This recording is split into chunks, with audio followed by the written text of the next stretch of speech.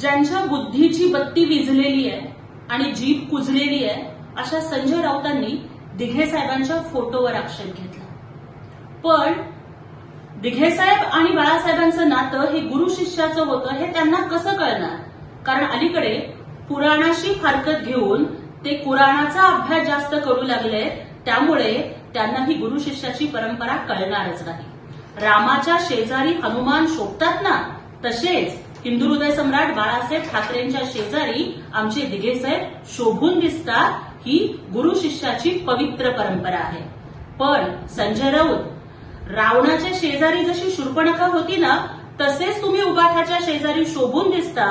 आणि शूर्पणखेचं जसं नाक आणि कान कापलं गेलं होतं ना, तसं येणाऱ्या स्थानिक स्वराज्य संस्थाच्या निवडणुकीमध्ये महाराष्ट्राची जनता तुमचं राजकीय कान, नाक आणि जीभ सुद्धा कापून काय करते हे तुम्ही लवकरच बघाल.